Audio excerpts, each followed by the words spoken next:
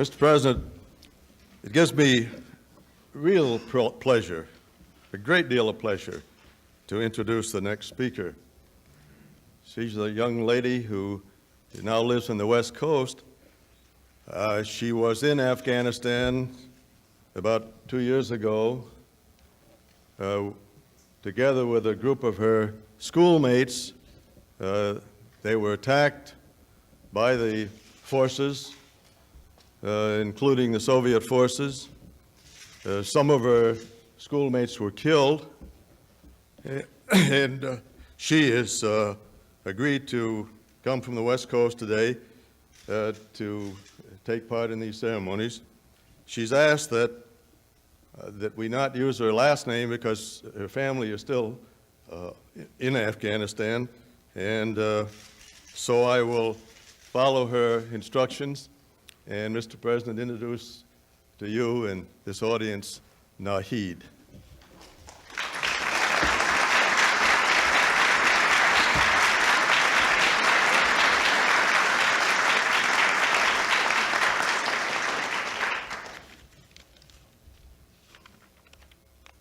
President Reagan, Vice President Bush, Secretary Rogers, and Dr. Klebs. Thank you for your effort to proclaim and observe Afghanistan Day. The people of Afghanistan are suffering greatly under the occupation of their homeland by the arms of the Soviet Union. I myself have witnessed the killing of my friends and the schoolmates in our demonstration. Against Soviet imperialism, our people are courageous. We will continue our fight, our war, resistance. The support of the free nations of the world is essential to our struggle. President Reagan, on behalf of the future generations of Afghans who hope to live in a free and independent Afghanistan, please accept this flags as symbol of our appreciations, our demonstrations, and our hope. Thank you.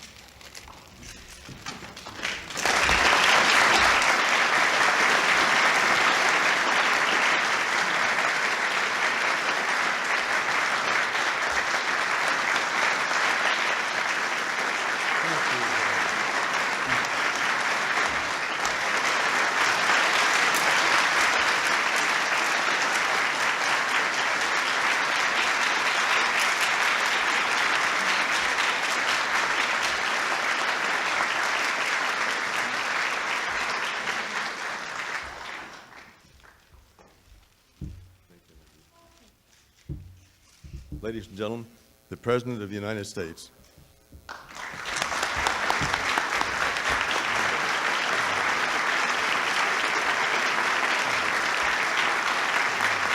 Thank you very much. Thank you.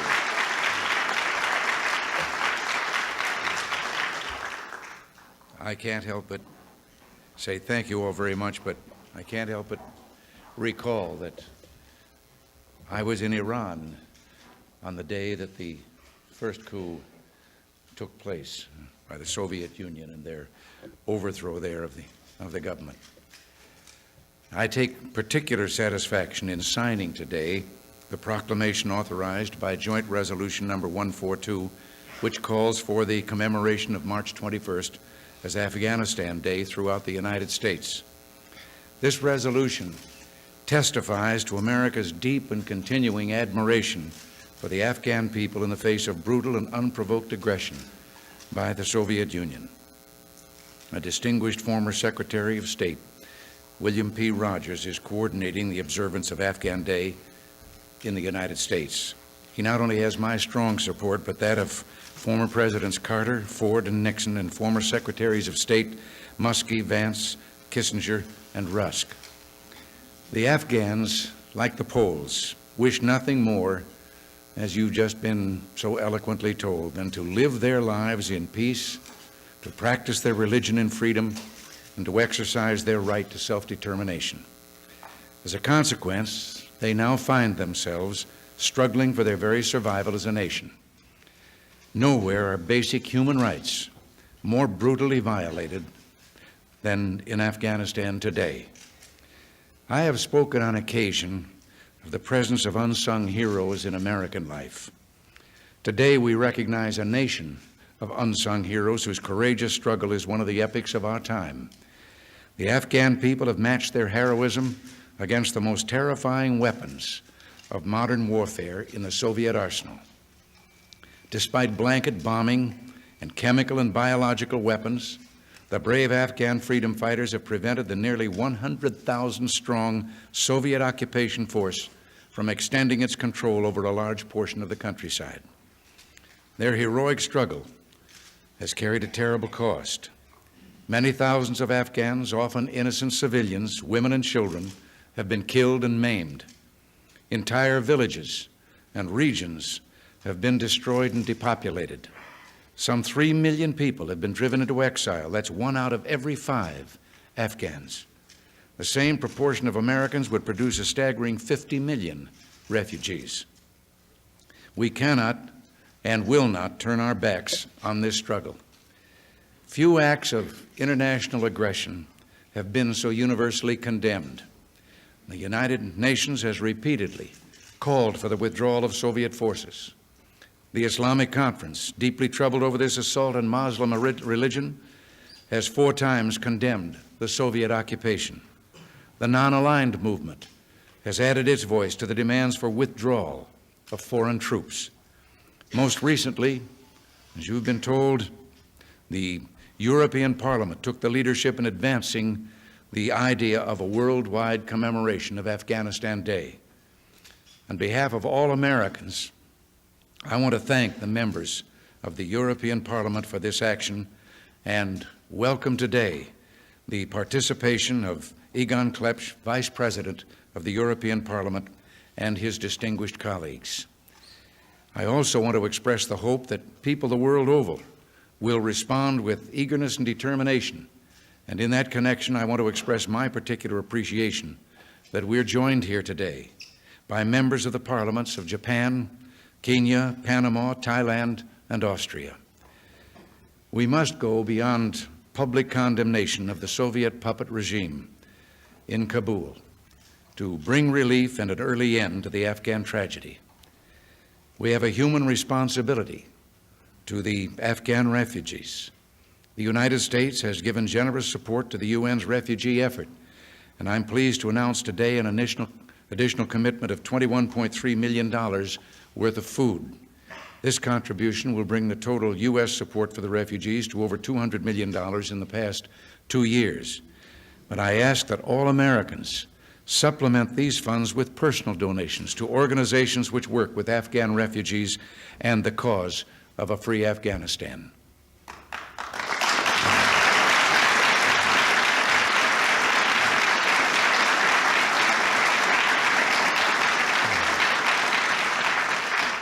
Beyond this, the United States is determined to do everything politically possible to bring the Soviet Union to the negotiating table.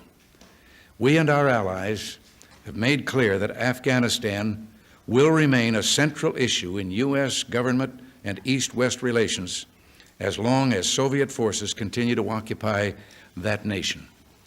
We have used and will continue to use every available opportunity, including the last meeting between Secretary Haig and Soviet Foreign Minister Gromyko, to urge the Soviets to enter into genuine negotiations for a peaceful settlement of the Afghan crisis.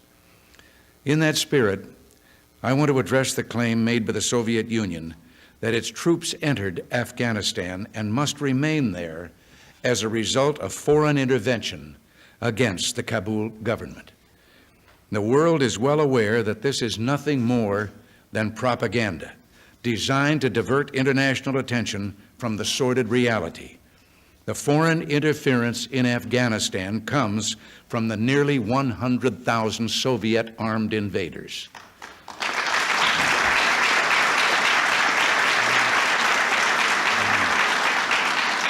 The United States has consistently followed a policy of non-interference in Afghanistan's internal affairs. We similarly supported the non-aligned character of the previous Afghanistan government. The fire of resistance in Afghanistan is being kindled and sustained not by outside forces, but by the determination of the Afghan people to defend their national independence. We and most other members of the international community have repeatedly stressed to the Soviets, both publicly and privately, that we have no objectives in Afghanistan beyond those set forth in the UN General Assembly resolutions. These are the withdrawal of the Soviet forces, the free exercise of self-determination for the Afghan people, the restoration of Afghanistan's non-aligned status, and the safe and honorable return of Afghan refugees to their homes. Unfortunately, the Soviet Union has to date rejected all attempts to move toward an internationally acceptable solution. In 1980, it refused to receive emissaries of the Islamic Conference who wished to travel to Moscow to discuss a political solution. In 1981, it was the British foreign minister who was rudely rebuffed when he presented a very sensible proposal of the European community for a two-tiered international conference, which is still on the table. Finally, the Soviets have evaded the issue, insisting that the UN Secretary General seek a solution in Kabul, Islamabad, and Tehran, rather than at the source of the aggression in Moscow. The Soviet Union bears a grave responsibility for the continuing suffering of the Afghan people, the massive violations of human rights, and the international tension which has resulted from its unprovoked attack. The Soviet Union must understand that the world will not forget, as it has not forgotten the peoples of the other captive nations from Eastern Europe to Southwest Asia who have suffered from Soviet aggression.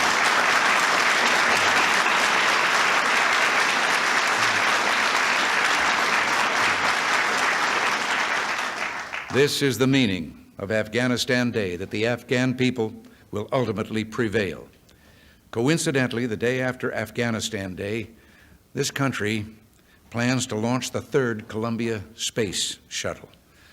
Just as the Columbia, we think, represents man's finest aspirations in the field of science and technology, so too does the struggle of the Afghan people represent man's highest aspirations for freedom. The fact that freedom is the strongest force in the world is daily demonstrated by the people of Afghan.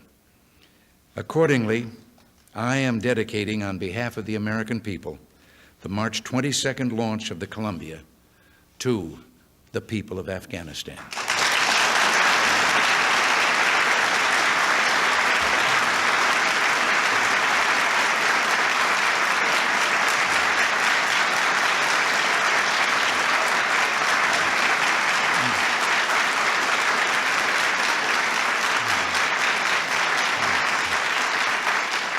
And in that same spirit, I call on all Americans to observe Afghanistan Day in their thoughts, their prayers, their activities, and in their own renewed dedication to freedom. With the help of those assembled here today, the unanimous backing of the Congress, and the support of the American people, I'm confident that this day will mark a true celebration, and not just for freedom in Afghanistan, but for freedom wherever it is threatened or suppressed the world over. Now I shall sign the proclamation.